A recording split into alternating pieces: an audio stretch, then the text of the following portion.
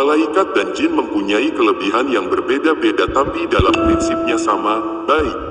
Malaikat maupun jin bisa dipanggil asalkan memenuhi syarat tertentu.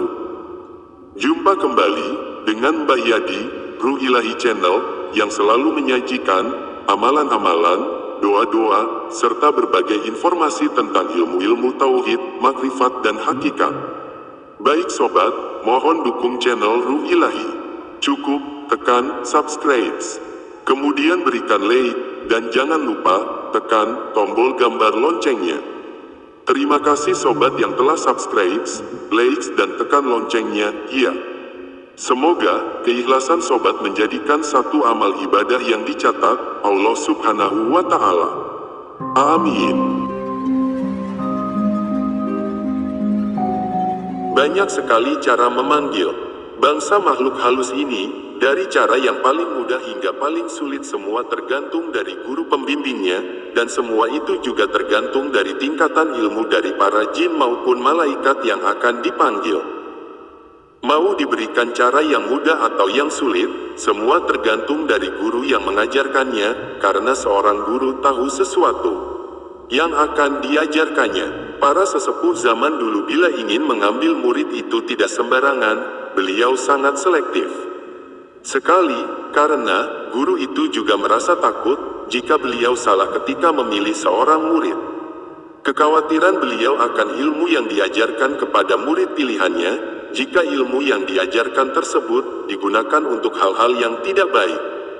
Biasanya bagi calon murid yang masih mempunyai kesombongan akan diajarkan yang sulit-sulit dulu agar si murid menyadari kesombongan yang diperbuatnya. Dan bagi murid yang diberi khodam pendamping biasanya dalam kesehariannya bersikap tenang, biasanya khodam pendampingnya bangsa jin muslim, tetapi tidak boleh bergantung terus-menerus, jadi khodam pendampingnya sudah disumpah oleh sang guru, agar dalam kesulitan bisa membantu yang bersangkutan. Dan bila ingin mempunyai pendamping dari bangsa malaikat, maka sang murid harus memanggil sendiri malaikatnya dengan ritual yang sudah diajarkan oleh sang guru, maka dalam keadaan tertentu atas izin Allah, malaikat akan datang dan memberi bantuan apapun yang dibutuhkan oleh orang yang memanggilnya. Sedangkan cara memanggilnya antara bangsa jin dan malaikat sedikit berbeda, baik dalam kemunculannya, tandanya kehadirannya, cara bicaranya, juga kemampuannya. Baik sobat, Ruh Ilahi, saya akan membagikan cara ritual untuk memanggil bangsa jin maupun malaikat. Namun sebelum itu ada baiknya, sobat perlu memahami dulu perbedaan yang utama dari bangsa jin dan malaikat. Ciri utama kemunculan dari bangsa malaikat ini, biasanya disertai dengan suara-suara yang lemah lembut, dan perwujudannya selalu dengan senyuman. Bangsa malaikat yang sudah dipanggil, dan berhasil menemui sobat, tentunya malaikat ini akan membantu kesulitan apapun yang dialami oleh si pemanggil, dengan syarat, orang yang memanggil tersebut harus mengamalkan amalan yang diberikan oleh bangsa malaikat itu. Bila si pemanggil setuju, maka malaikat itu akan menjadi sahabat si pemanggil sampai dia meninggal dunia. Jadi, malaikatnya tidak bisa diwariskan, kecuali si pewaris itu juga mengamalkan apa yang diamalkan oleh orang yang memberikannya, baik tata cara memanggil, amalan dan syarat-syaratnya yang diminta oleh malaikat. Nah begitu sobat, agar kita bisa memanggil bangsa malaikat. Nah, sekarang saya akan bagikan juga cara memanggil dan bersahabat dengan bangsa jin. Ciri utamanya, ketika memanggil bangsa jin ini, biasanya kemunculannya disertai suara yang tegas.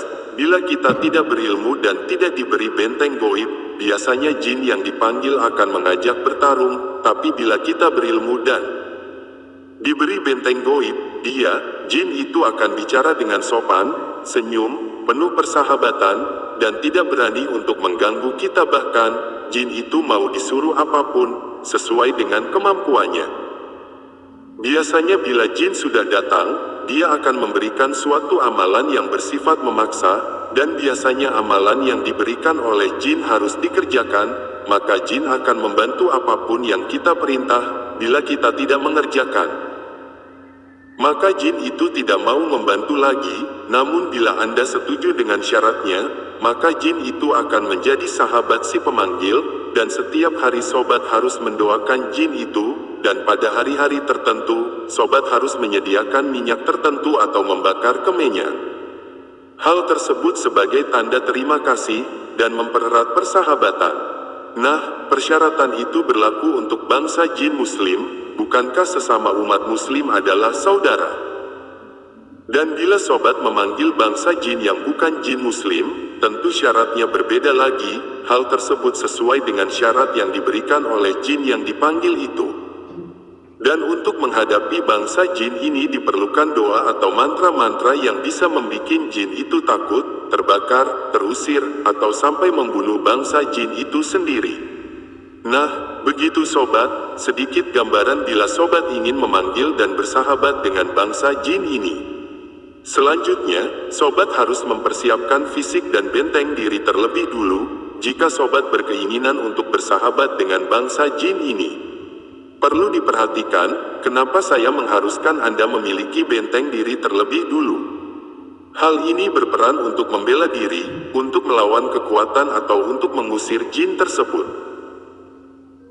Dalam sejarah Nabi, tidak ada Nabi dan Rasul yang menggunakan tenaga dalam untuk menaklukkan jin ataupun memasuki alam goib, tetapi Nabi dan Rasul menggunakan doa atau mantra-mantra yang sudah tertulis dalam kitab, baik itu kitab Taurat, kitab Zabur, kitab Injil, ataupun Al-Quran. Di dalam aliran kejawen pun, para sesepuh Jawa menggunakan mantra-mantra saktinya untuk menghadapi bangsa jin, bukan menggunakan tenaga dalam, karena mereka tahu tenaga dalam tidak efektif bahkan bisa mengancam jiwanya. Bila tetap menggunakan tenaga dalam, biasanya sesepuh Jawa untuk menghadapi bangsa jin, menggunakan ilmu kulhu geni, kulhu sungsang, komara geni, inti lebur seketi, kulhu durga balik. Karena diyakini, dengan ilmu-ilmu ini bisa membakar bangsa jin, bahkan dalam radius 5 meter, bila memiliki ilmu-ilmu ini, jin sudah kepanasan dan tidak berani mendekat. Ilmu ini juga yang dipergunakan untuk mengobati segala bentuk gangguan jin. Kesurupan, santet, teluh, tenunggal pasti menggunakan ilmu-ilmu itu karena tidak terlalu mengeluarkan banyak tenaga, dan biasanya untuk melihat tanda kehadiran atau memasuki alamnya bangsa jin.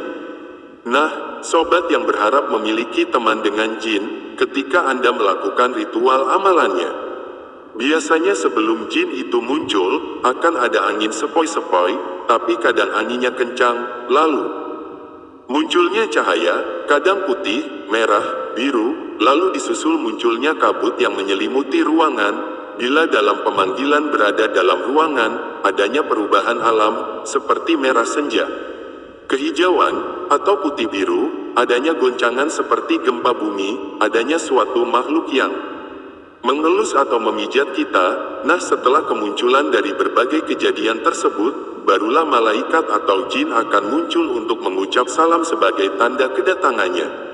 Bangsa dari malaikat dan jin ini bisa untuk membantu kita memenuhi yang kita hajatkan. Sebagai contohnya, memajukan usaha apapun, mengatasi kesulitan ekonomi, hutang, menarik harta karun, membuat uang bibit, untuk merubah kertas jadi uang, hipnotis, untuk pengasihan, mengembalikan orang pergi, merukunkan suami istri. Dan tentunya masih banyak lagi, iya, karena manusia itu memang makhluk yang tidak pernah merasa puas.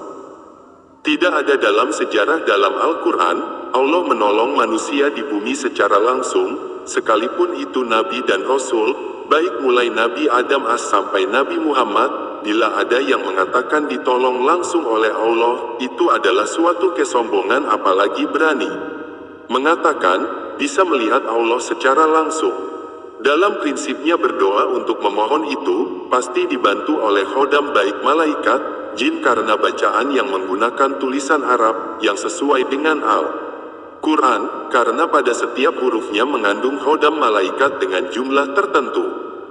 Bila menggunakan bahasa Jawa atau bahasa lainnya, tapi tujuannya semua ke Allah, yang ikut mendoakannya bisa malaikat atau jin. Bahkan bila kita membaca syahadat, yang ikut mendoakan dan menyaksikan itu, semua makhluk, loh. Baik benda mati ataupun yang hidup. Jadi mintalah apapun kepada Allah, karena itu adalah hak Anda, sebagai hambanya, dan setelah itu baru pasrahkanlah. Waktu ritual adalah sehabis sholat Isya, dan harus melakukan sholat Isya terlebih dahulu, disarankan antara pukul 22.30 hingga pukul 2, tapi pada dasarnya waktunya bebas asalkan sehabis sholat Isya. Bacaan ritualnya: 1. Baca surat Al-Fatihah 3 kali. 2. سورة العشر آية 81. Wakul ja'al haku wat zahakol batil, inal batila kana zahuko. Baca 3 kali. 3. Subhanallahi walhamdulillah, wala ilaha illallah, wallahu akbar. Baca 3 kali. 4. Hasbunallah wa ni'mal wakil ni'mal maula wa ni'man nasir. Bacalah 3 kali. 5. Surat Al-Ikhlas. Baca 3 kali. 6. Berdoa dengan mengangkat tangan. Bunyinya: Ya Allah, sibukkanlah anggota tubuh kami siang maupun malam, kapanpun dan dimanapun, selalu mengingatmu. Ya Allah, berikanlah kami kebahagiaan. Ya Allah, berikanlah kami rizki. Ya Allah, berikanlah kami keselamatan dan keteguhan iman. Bukakanlah daya goib hamba. Kun kau berkata kepadaku, fayakun terjadilah kepadaku. Amin ya robbal alamin. Baca wirid ini harus hafal. 1. A'udzubillahi minasyaitonirrajim. Baca 7 kali. 2. Bismillahirrohmanirrohim. 7 kali. 3. Ashadu alla ilaha illallah wa asyhadu anna Muhammadar Rasulullah. Bacalah 7 kali. 4. Astagfirullahaladzim. Dibaca 101 kali. 5. Shollallahu ala Muhammad. Dibaca 101 kali. 6. La ilaha illallah. Dibaca 101 kali. 7. La haula wala quwata illa billahil aliyil azim. Bacalah 101 kali. 8. Ya Allah, Ya Qadim. Baca 101 kali. 9. Baca doa. Robbana la tuzigh qulubana ba'da idh hadaitana wa hab lana min ladunka rahmatan innaka antal wahhab. Baca 3 kali. Amin ya robbal alamin. Begitu sobatku, ruh ilahi, semoga apa yang telah saya bagikan ini bisa bermanfaat. Sekali lagi, terima kasih telah menonton hingga tuntas, semoga sobat mendapatkan hikmahnya. Wabillahi taufik wal hidayah. Wassalamualaikum warahmatullahi wabarakatuh.